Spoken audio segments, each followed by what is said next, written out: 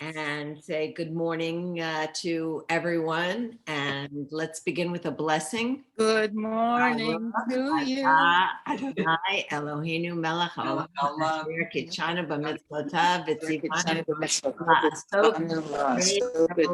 b'divrei Torah. Amen. So Terry, were you going to sing us good morning? I was, but actually I just watched last week's and I have another song. Oh, okay. What was that one? Yad Elohim, Elohim Bakol. Yad Elohim Bakol. I thought it fit in with your Elohim theme from last week. And not the hand of God, Elohim. Well, the other thing too, Terry, is we were talking Elohim Bakol.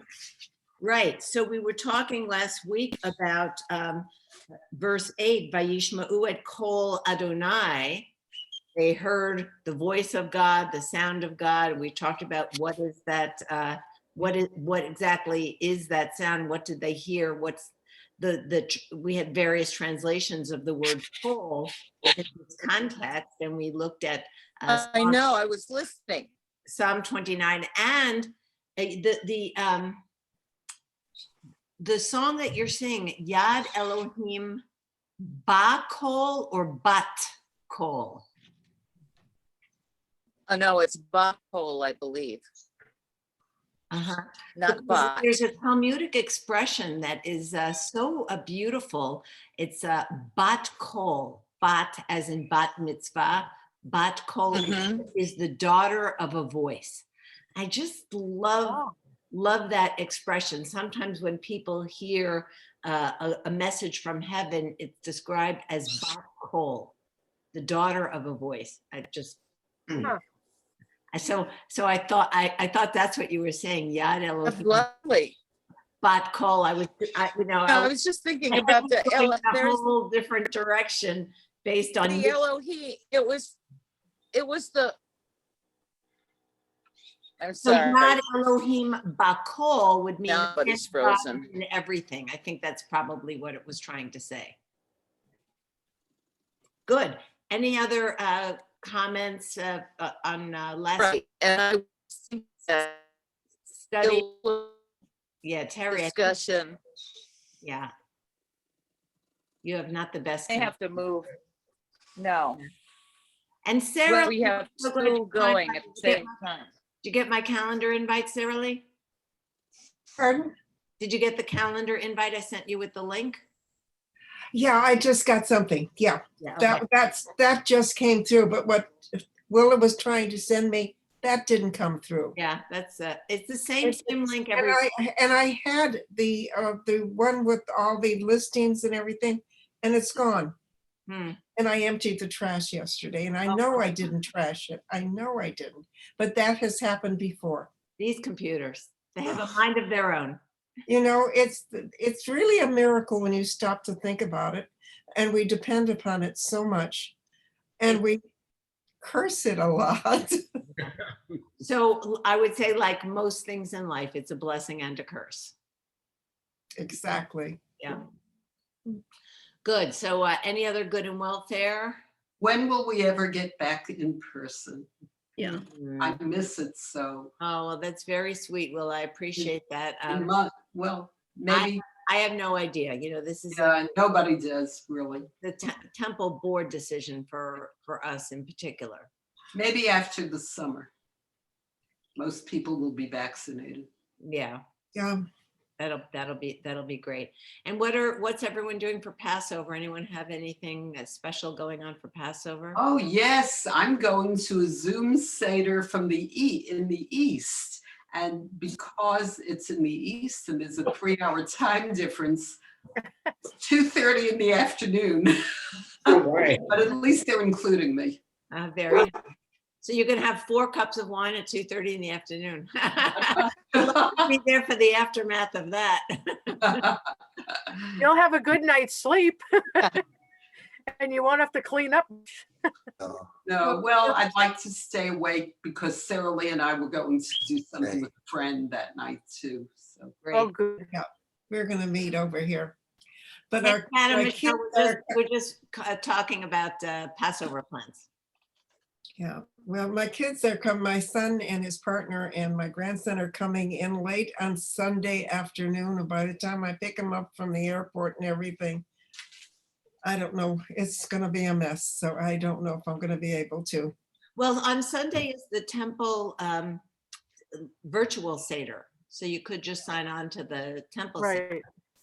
Yeah, well, that's what I was going to do, but I don't know what time. And I'm just hoping they come in on time. And Yeah. I'm worried about them being on the plane anyway. It's But a synagogue having virtual services on the first or second day of Pesach this year. You know, Bonnie, No, we have only one morning service, and that is for the seventh day for Yisker. yeah. Mhm. I have to find a place to say Kaddish then. Okay, If you want to say Kaddish on the first or second day, yeah. yeah, first, second day, but So we've got 7 people, all vaccinated, Sherry, Eileen and Abe, and another couple getting together for a real live in-person Seder on first night. That could be a Machaya. Yeah, We're and having- virtual, and then Sherry will come over for virtual with leftovers for second night. And we will Nice. definitely have Real- leftovers. That We're having real Sherry- live with our that's family and wonderful. extended in the garage. Uh-huh. There you go. It's, Good. you know, All right. why is this year different from all other years? Yeah. I do. we're doing Seder in LA. It's everyone have been vaccinated with the same people who last year did a Zoom Seder. Nice. And interesting is last year, no one would have thought that this was going another year. So Matthew, you and Kay are going to drive out there? We'll drive to LA, we'll stay in my son's guest house, which no one stays in, we won't even stay in their house. And the chairs in the friend's backyard are like nailed down 6 feet apart, so when the kids have friends over. And Seder will be in the backyard. And in 2012, we were renovating our place and did second Seder at our architect's house, North Phoenix, right on the desert. And they held it outdoors. I'm thinking back, they could probably do it. They're right on the desert. They had all the tables out literally in the desert to reenact the Yeah. real Seder. One of the many joys of living in Arizona. Well, many, many years ago, when Temple Solel first started, we had a Seder in the desert. Right. Mhm. Lovely, lovely. I don't know if any of you were there. I was 1 year. You were, yeah. Yeah. Remember?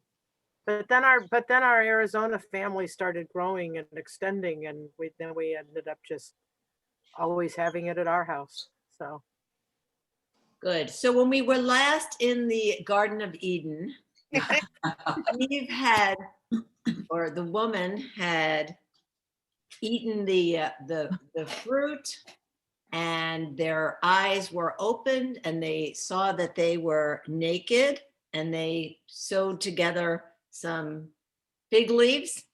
And now in verse 8, they heard, as we said, the voice of Adonai Elohim walking itself in the garden, in the windy part of the day, in the breezy time, it's translated here. And they hid themselves, the man and his woman, from the presence of Adonai Elohim in the middle of the fruit of the garden, the tree of the garden. So there they are, their eyes are now opened. They're feeling embarrassed at their nakedness and probably at their disobedience as well, although the text does not say that. And then very, very famous line in verse 9.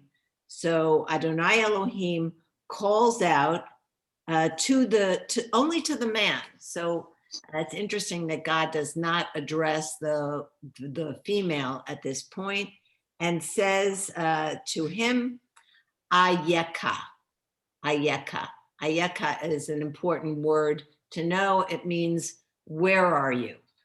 And it becomes a foundational term for the thought of Reb Nachman of Bratslav, who interprets it much, much more broadly beyond the context of this particular verse as one of the essential questions that we should be asking ourselves on an ongoing basis in our lives. Ayeka, where are you? Where are you today? Where are you in this moment? And Felix, I see you shaking your head. What do you? Oh, I keep resonating on that. That's so meaningful to me in terms of as a person, where do we stand? What are we willing to be accountable for, to stand up for, to fight for, really? That's certainly one way of understanding Ayeka. Where are you in relationship to a particular issue and your responsibility for that issue? Yeah. The Eitz Chaim commentary says God's question means, have you changed? Have you regretted what you did? But it's just a broad question that we can understand internally. Felix, you're interpreting it more of an external way, but we could also look at it, where are you in terms of who you want to be? I'm thinking both internal and external. Yes, one is not sufficient without, they just go together. Where are you in your spiritual growth? Where are you in your family life? Where are you in your level of observance? And where are you? I think the implication of that question is, and where are you going? Where are you? If we think about it in a physical sense, you can only be pointing in one direction at a time. So where we are implies where are we facing, which is where are we going? And it's interesting. So the verb for the noun and the verb teshuvah, lashuv, is to turn. So that's the essential process of teshuvah, is turning and facing in a different direction. Yeah. And is not God asking Adam to speak, signaling that it's important to make a declaration to the world on some level, because God certainly knows the answer. He doesn't need Adam to say it. Yes. But he needs Adam to hear himself proclaim it out loud. That's exactly right. It's clearly a rhetorical question on God's part. Mm-hmm. It's not like God can't find them, and God literally is like, we're playing hide and seek. Where are you? But yes, but by acknowledging out loud, which again, when we talk about shuvah, that is verbal acknowledgement of wrongdoing, is one of the first steps of tshuva. That's why so much time is spent on Yom Kippur with the al chet and the vidui, because that's part of us saying out loud what we've done. Yeah, Barry K. One of the things, I may be going ahead a little bit, but one of the things that really bothers me is that one of my pet peeves is people not owning up to errors of either errors of omission or errors of commission, because God says to Adam, what's going on here? And you ate from the tree, and God says, hey, it wasn't me, it was her. She made me do it. And he turns to Eve and says, hey, I told you not to eat from the tree. Hey, it wasn't me, it was the snake. And this might be the first, not might be, it's the first example of people really not owning up to their errors of, in this case, errors of commission. And it's as I said, it's a pet peeve of mine. And I guess it goes back to the beginning of time. And Barry, that's why we should really love snakes, because the snake doesn't try to put it on anyone else. Not an error of omission. It's a decision that they make. And so you're pointing out, though, that our natural instinct to not take responsibility. Right, but they make decisions, clearly. Oh. She makes a decision to eat the apple and she gives it to the man, and he does too. Clearly, it's an error of commission, but I'm also upset by errors of omission also. But own up to it. You know, you did it. God certainly knows you did it. Right. Apologize So, for it. you know, what you're pointing out, Barry, is a very natural human tendency that I think we all have likely experienced, that when we feel embarrassed and we know we did something wrong, it's hard to say that. I'll just tell you a funny example. Yesterday, we had some of the grandkids over, and one of them may or may not have passed gas. And the parent said, "Did you just fart?" And the grandchild said, "No." And the parent said, "Are you lying?"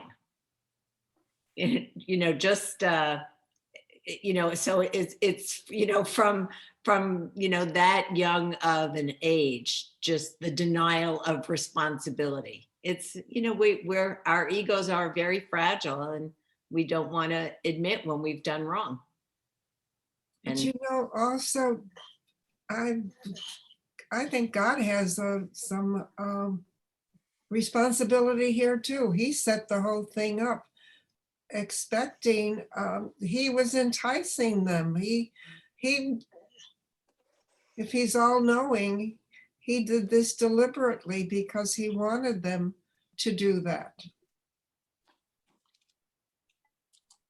so temptation is out there. There's lots of temptation that we all face every day. And I think this Yeah. also is just a paradigmatic example of that. And placing that tree in the center makes such a focal point. You couldn't avoid seeing it wherever you were. So that temptation was just a constant. So I think, Sarah Lee, we can expand what you're saying for the metaphoric prevalence of temptation in our lives.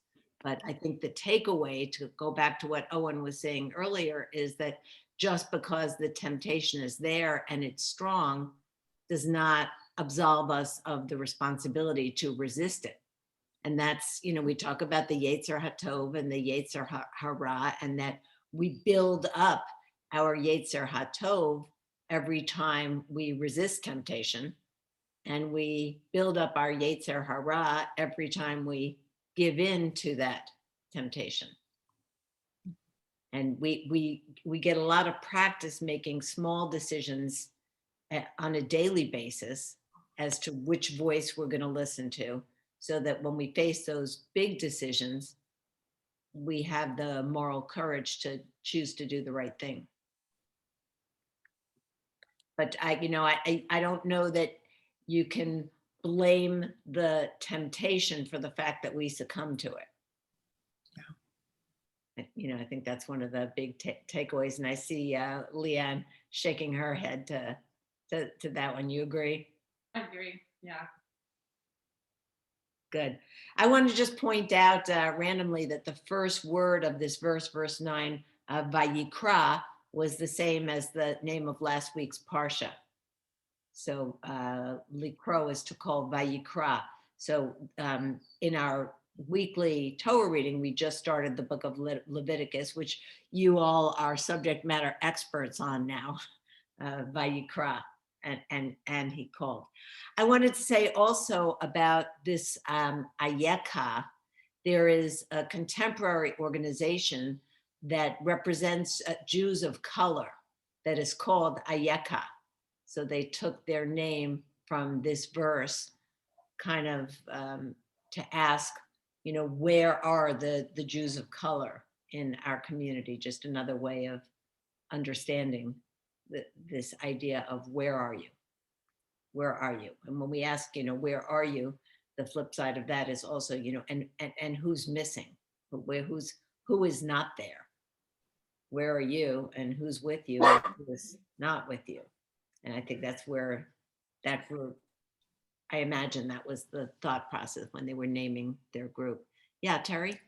It occurs to me that in the modern vernacular, the term "where are you" has a much more metaphysical meaning. I mean, we use that all the time. We say, "So, how you doing? Where are you today? What's your state of being?" It's not, and I don't know that that's has any relevance at all, but it's another way in a modern sense to understand the question. So, maybe God is asking something very different. Maybe God is asking, you've done all this stuff has just happened. So where are you now? Yeah, I think that's a good way of looking at it. In Hebrew, we say ma shlomcha. That's right, but that's a much more generic "how are you?" But we use that. Go ahead. We say, "Oh God, you said it, I just heard it. I'm not there yet.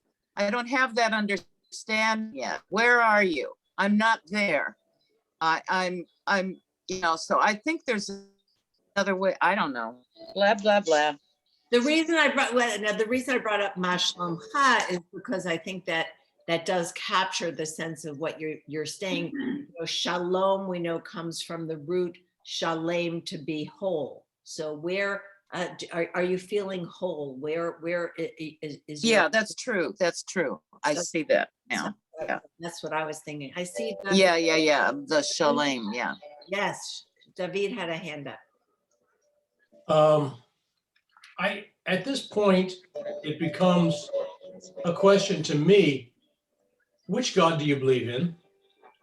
Because we've been taken from a God that's universal, built the universe from paramecium to mammoths and everything in between, who knows everything, builds man in his image.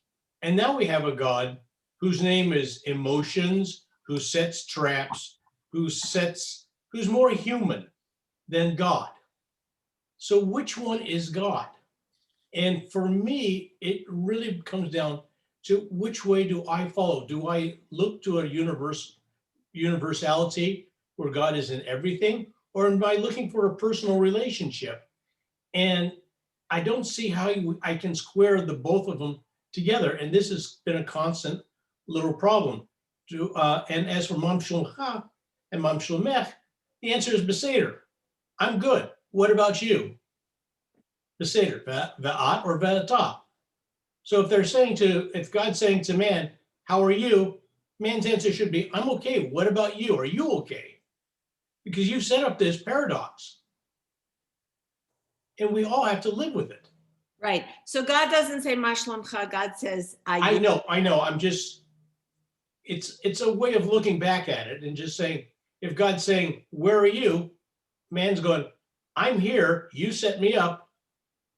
Where are you at? Yeah, right. So the other thing to respond to, Felix, just 1 second.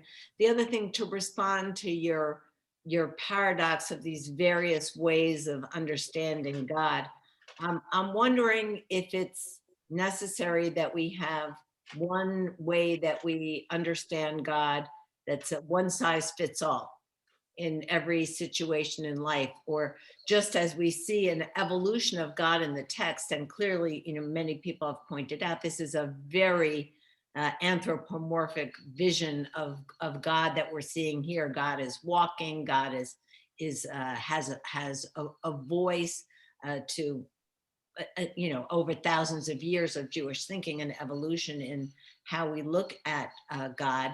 I think as well that we individually experience an evolution of our concept of God, and that it's not a one-way street. We can have an experience and understanding of God in one direction and in another time in a different way. And for me personally, I would say, for example, that my theological concept of God does not have God intervening in the details of my life. If I'm in a hurry to get to the temple and I make every green light, I'm happy but I don't think, as some people do, that Or score a touchdown. that was, yes, that was divine intervention that, smoothed my way when I needed it. On the other hand, that doesn't mean that I can't also pray as if I believed that. And I can live with that paradox in my own life. Felix, yes. So I was thinking that for me, one of the most meaningful answers to the question of Ayacha, am I saying that right? It's Ayaka in this case. Ayaka is Hineni. Man. Hineni, here I am. Absolutely, yes. Which for me means I am ready to act in a righteous way, or the most righteous way I can muster. And I can't remember that, of course, I think there's a very well-known place in the Torah where it appears first, and I can't remember where it is, but Abraham. Abraham says it. Yeah, I don't know. Yeah. I don't know Thank if it's you, Owen. first, but Owen is exactly right. That is the place where Thank you. it is most prevalent.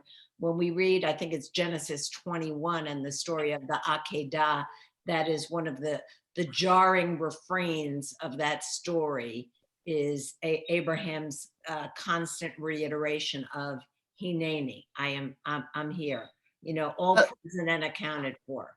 How did God ask the question in that one? It there? Yeah. Well, let me take a quick look. As I said, Said, hey, baby, what are you doing? Baby, where are you? Was machst du? Yeah, no. Baby. it's actually chapter 22. So listen, it's a great thing to just take a quick peek at, because it's very parallel to what we see here. The chapter begins, and of course the chapter distinctions were added, 1,000, 1,500 years after the text was written. So we can't read too much into that. But that scenario, that story begins, after some time, God tested Abraham. So very parallel to what we're seeing here, that some people are objecting to. God tested the man and the woman in the garden. And now God tested Abraham, and he says to God says to Abraham, or God, actually, he doesn't ask a question. He just says, Vayomer elav Abraham. Let's just see what this says. Vayihi achar hadvarim ha'elad, happened after these things. Elohim nisa et Abraham. The God said to Abraham. It doesn't say what he said. It doesn't say what he said. There's no statement and there's no question. Just God said something that is unrecorded. Vayomer elav Abraham, and Abraham said to him, and Abraham said, the word said is repeated again, Hineni. So basically, we don't know what God said, but Abraham's response is present for duty. Right.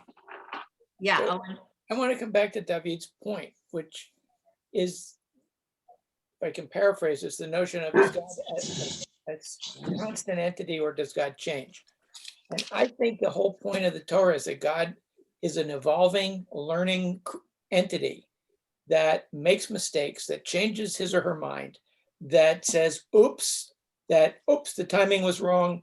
I didn't come in time. These bad things happen. These good things happen. But that, to me, that's the most helpful part of learning this, is that God changes God's mind and gets pissed off and does stuff that she regrets.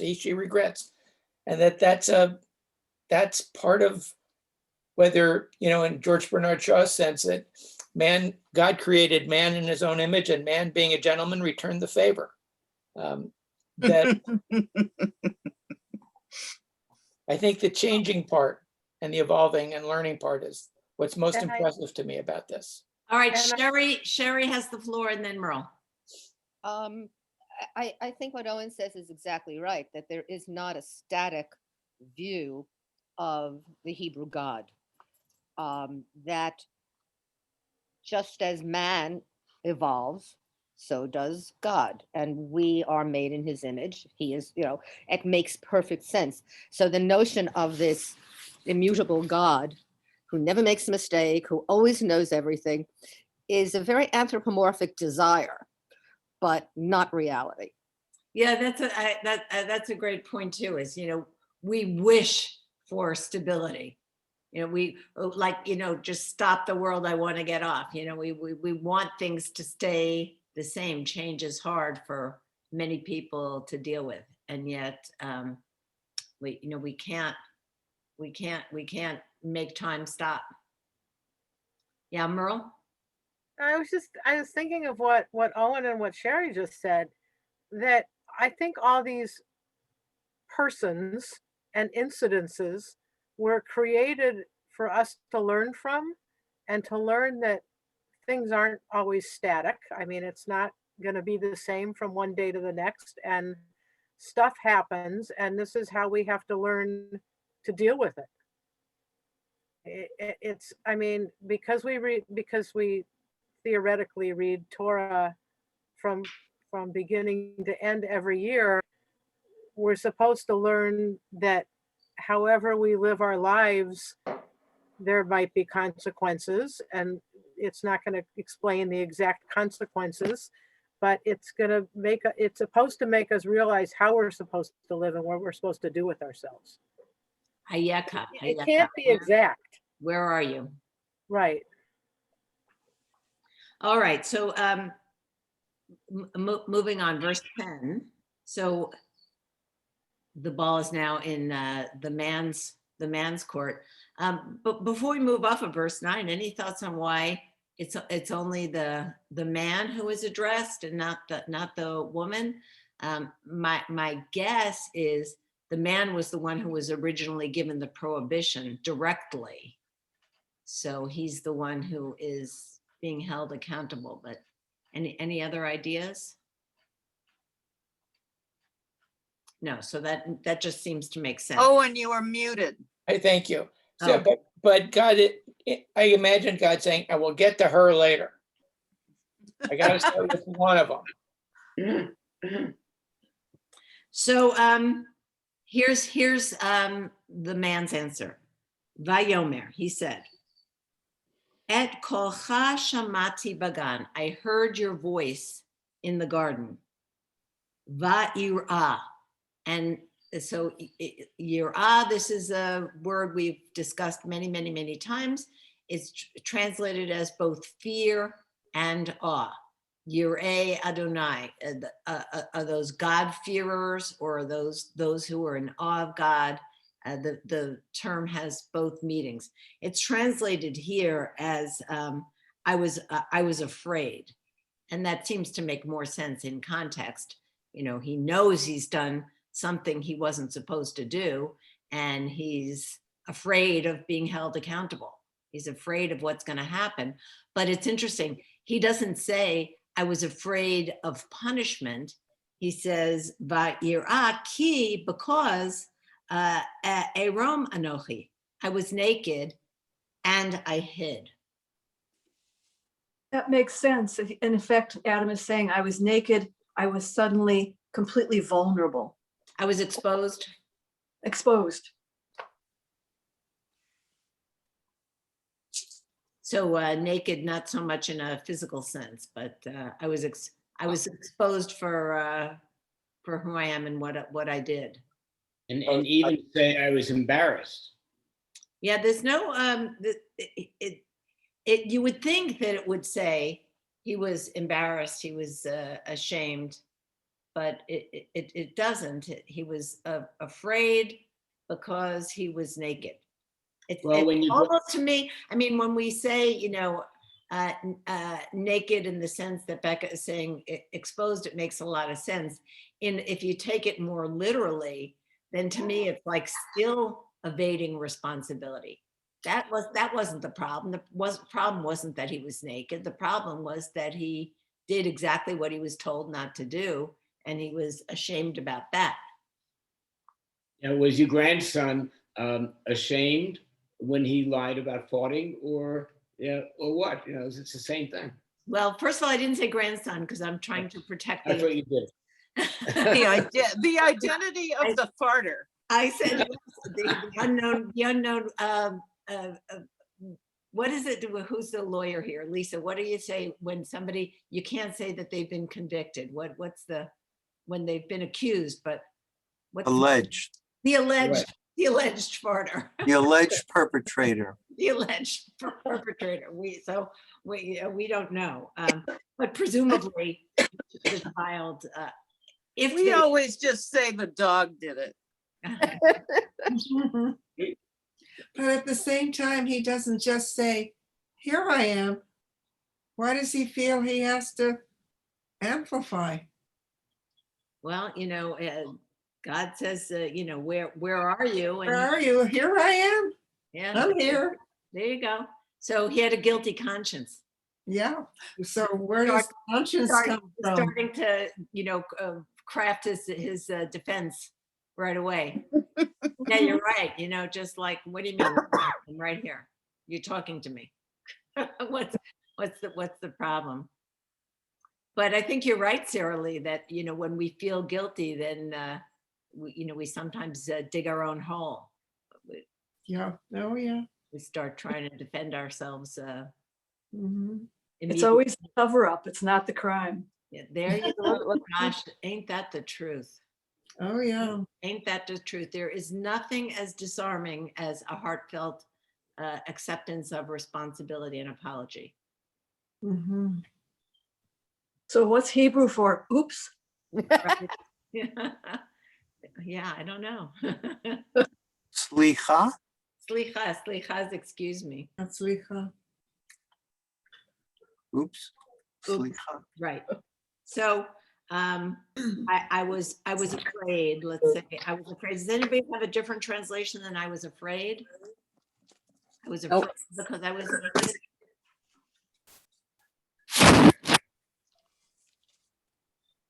I got afraid. Yeah. Okay. And then, so verse 11, this is set up as a dialogue. So now it's not even telling us that this was God speaking, but it's clearly God's response. Bella, you wanted to say something before I move on to 11? Yes. Yes, I was wondering, I'm trying to process it so that I can articulate it. In the translation, it says, I was afraid. Right.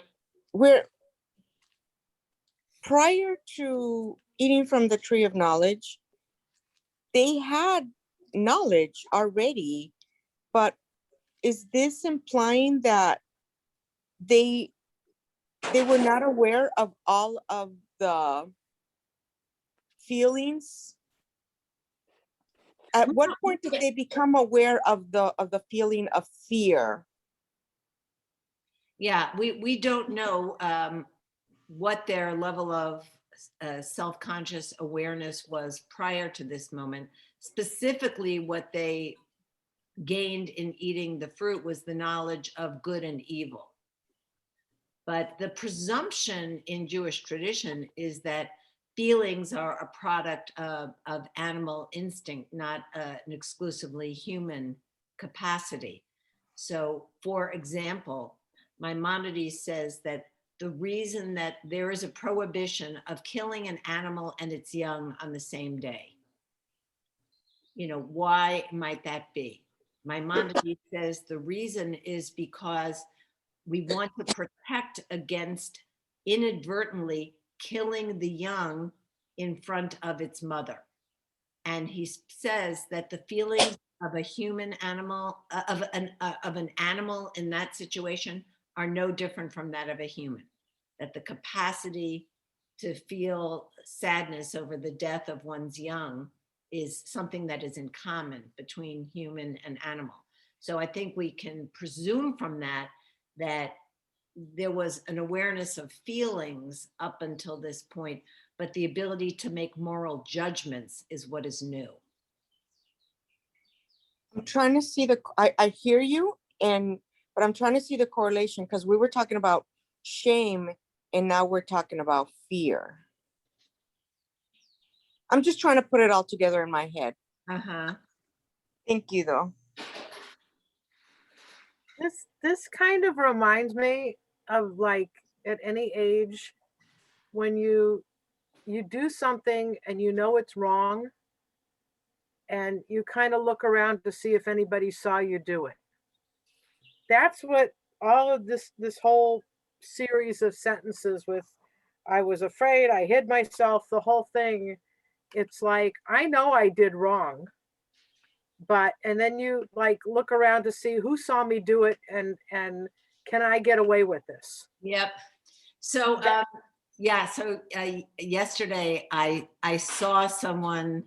We have these trash bins and recycling bins on our property, and it's always a big struggle to get people to properly sort their trash, and then not to overload the bins or to just leave things sitting around the bins. There's never enough space for those items when you want them.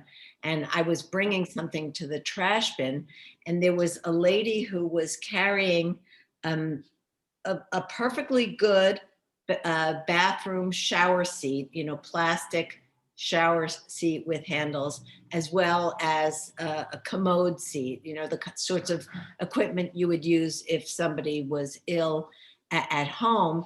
And she was bringing them out to the trash, and she just left them sitting in front of the trash can. They were neither put in the recycling nor in the trash can.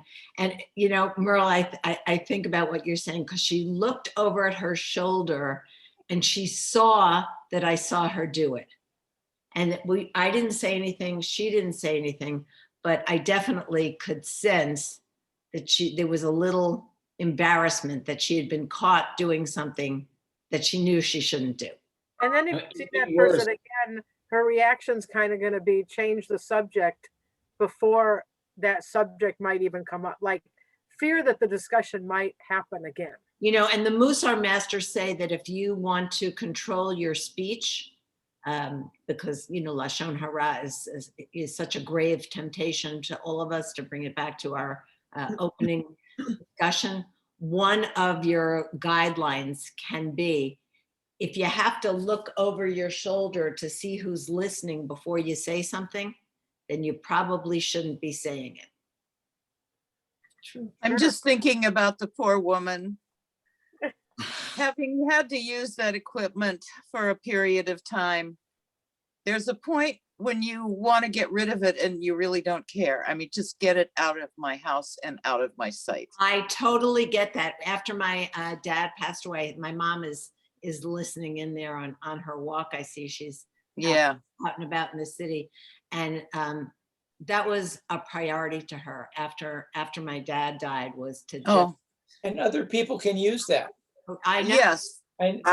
That's what I was thinking of. It doesn't sound like a bad thing. No. That it was the place that everybody is going to pass by at some point. Right. And gee, I need that.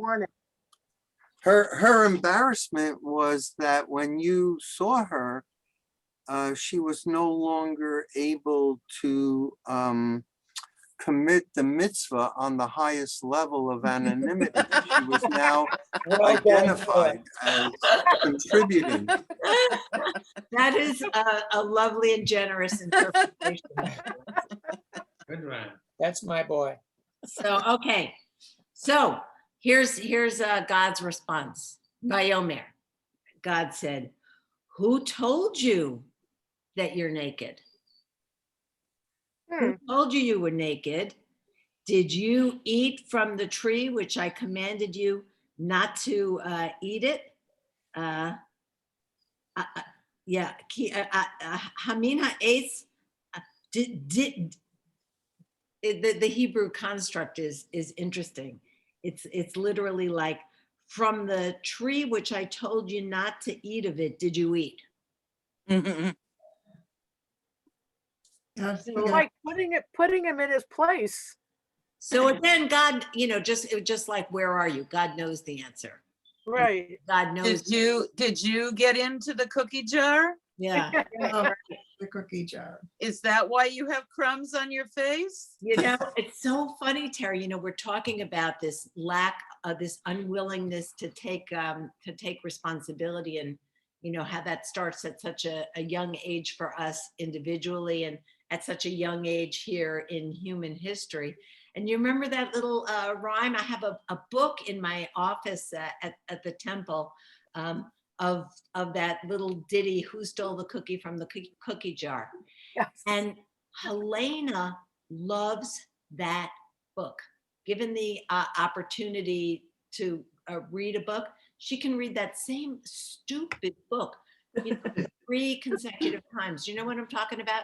Who stole the cookie from the cookie bar? Wasn't it also a game? Barry stole the cookie from the cookie jar. Right. Yes, you couldn't be. Then who? Lisa stole the cookie from the cookie jar. That's the whole book. But that whole book is a midrash on this story. That whole book is based on a jump rope rhyme. Uh-huh. Right. So So God asks this rhetorical question: Did you eat from that tree that I told you not to eat from? And what's his answer? The human says, the woman, Blame. the woman asher natata imadi, which you put with me. Yes. So it's your fault. Blame game. In a way, Adam is blaming God. Yes, absolutely. Yes. You gave me this woman, and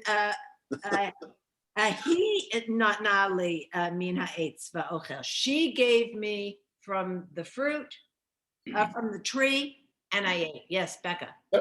So I wanted to actually go back one little sentence. It says in here, who God asks, who told you that you were naked? Right. But if you go back to the event in verse 7, the eyes of the two of them were opened and they knew that they were naked. No Right. one told them. So I think there's an inconsistency, is that if we have this omniscient God, God knows that they saw each other and they knew instinctively, intuitively, whatever it is, and yet he's saying, who told you that we're naked? So why the inconsistency? Yeah, so it seems to me God is giving them the opportunity to step up and take responsibility. How did you find this out? What's the source? But they hadn't learned how to lie. Yeah. So this is the Steinsaltz edition. He says, despite all he had learned about good and evil, man had not yet learned how to lie. His response was therefore not distortion of reality. However, it was also not a direct response. Having internalized the serpent's cunning, the man did not respond, yes, or I sinned. Rather, the man said, the woman, etc., made me do this. Not learning how to lie. And yeah, but they're not done passing the blame yet. Right. But, Yeah. I see Barry Kipnis and then David. Actually, Owen made my point. Why the human, or Adam, it was given a yes or no question. He wasn't asked to give an excuse for doing it. Did you eat from the tree? Yes, no. And he could have stopped there, but immediately from the reading, immediately he decided his best course of action was to come up with an excuse, rather than to flat out just acknowledge it and say, yeah, I'm sorry, I'll never do it again. Well, he does it. The last word is va'achol, and I ate. But he wants God to understand the context that he didn't. Wasn't me, it was her. Yeah, she gave it to me. The woman you gave me, the woman you put with me. It's your fault. Putting it in God's lap instead of taking the responsibility. David has the floor, and then Robin. Okay, I think Becca made my point. When I said, where's this coming from?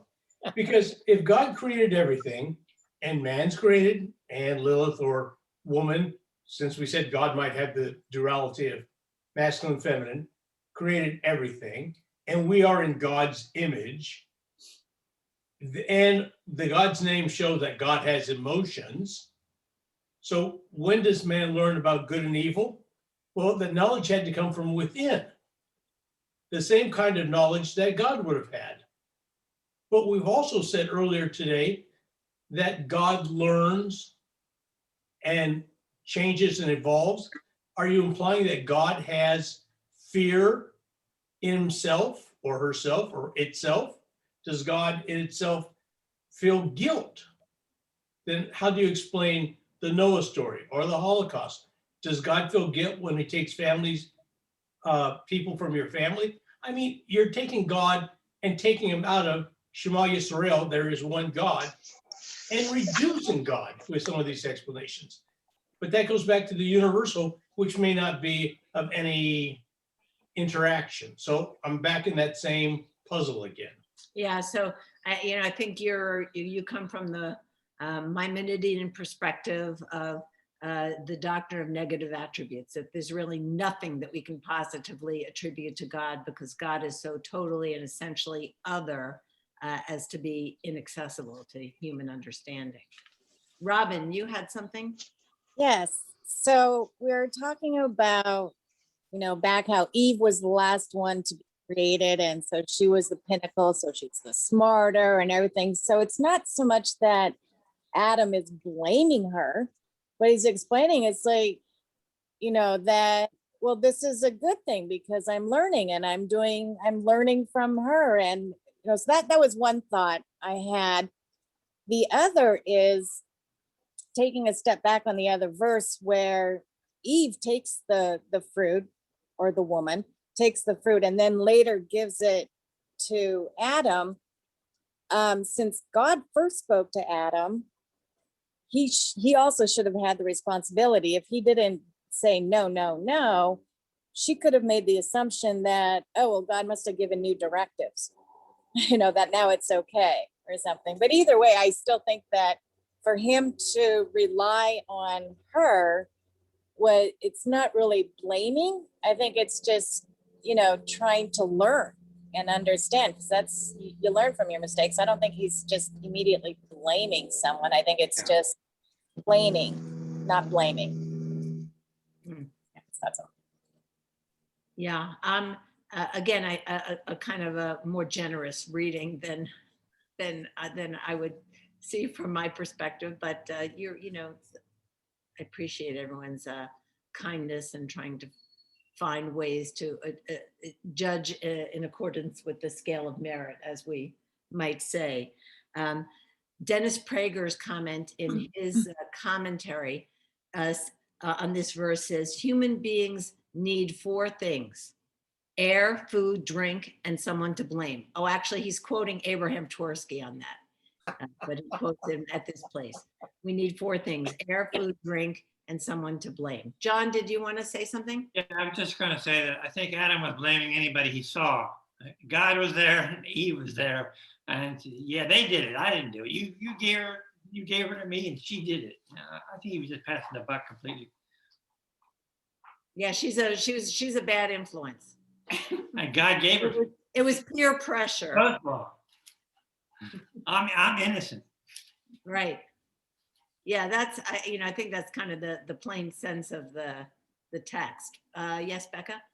It seems to me this is the beginning of Judeo-Christian law and the fact that Jews are lawyers, because Adam is essentially saying, yes, I'm guilty, Your Honor, but there were extenuating circumstances. Yeah, there you go. Right. And that's why all Jews are lawyers. I don't know. Yes. Sentence mitigation. Yeah. There's certainly a lot of them in my family. Say that. He's throwing himself on the mercy of the court. Yeah. Right. But John brings out an interesting point for me. So Adam never actually saw the serpent? Well, I don't know if that's the case because, and this is to what Robin said before, there's no chronological disconnect between the conversation with Eve and the serpent and her eating and then her giving the fruit to Adam, it seems that he is right there with her. We can go back and take a quick look, but it seems that that he was a bystander. So the woman replied to the serpent, "We can eat, blah, blah, blah." The serpent said to the woman, "You're not going to die." The woman saw the tree was good for eating. And it says she also gave some to her husband and he ate. So we don't really know what the chronology was. Was he like over somewhere else and she brought it to him, or was he right there? I don't think we can know that piece of the puzzle from the text. Chronology and proximity. Right. Yeah. Yeah, I think those are, we can only speculate. Yeah. But wait, there's more. And then? Yeah, so the woman, I like that, the woman that you did it, it's like, the classic, wait till your dad comes home, look what your son did. Yeah. But she ain't no dummy either. Yeah, no. Okay, yeah, verse 13. Vayomer Adonai Elohim la'isha. So the Lord God said to the woman, Ma zot asita, what did you do? Again, I didn't do anything. yeah, we God knows what she did. It's already been established what she did. What did you do? Ma zot asita. And the again, clearly rhetorical, doesn't wait for the woman to answer. It's the facts have been established. Adam already admitted, the man admitted that he ate. So the woman says, the serpent, the serpent fooled me and I ate. So yeah, it's the chain of blame is going on here. So everybody's pointing the finger at. Can we go one more and then tie, because I think the next line also just puts a cherry on it. Okay, so verse 14. Who gets punished in the end? My God said to the serpent, because you did this, it's the exact same Hebrew that as the question to the woman. Ki asita zot, because you did this, arurata, cursed are you from all creatures and from all animals of the field. You will go on your belly and you'll eat dust all the days of your life. And so, by the way, I just want to point out to you that you have in your handouts the pages from Friedman's commentary, pages 23 and 24, which are Friedman's takeaways from this verse. And I'll let Terry kind of wrap it up and put the cherry on it, but we'll start off next time then with what Friedman has to say as his takeaways. And just a random fact before I turn it back to Terry. So al gechoncha telech, you'll go on your belly. The word gachon, the letter vav in the word gachon later on in Leviticus is the middle letter of the entire Torah. Oh my God. All right. That's right. Yeah. I was just thinking about the chain of blame, and that God in the end decides to take out his anger on the lowliest of the ones. Maybe he is the instigator, but God does not continue necessarily. Well, he does blame them too, but the first one to get it. And it reminded me of my mother's story. As a good place to end, I think. She had two sisters, and when something would happen in the house, who stole the cookies from the cookie jar? My grandmother would line the three girls up, and she would wind up her arm and she would go to slap. But she only had one slap, so it was whoever was left standing got hit, which was my Aunt Shirley, the middle one, who always was the slowest to get down, and she always got the hit. So I think this is sort of the same story. This is the snake was the one who initially took the wrath of God.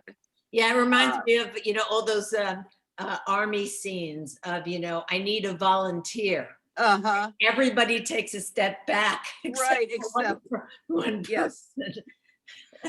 Yes, the I have- snake could not speak for himself as eloquently. Yeah, in the army, we use the expression voluntold. All right, I saw one more hand, I think.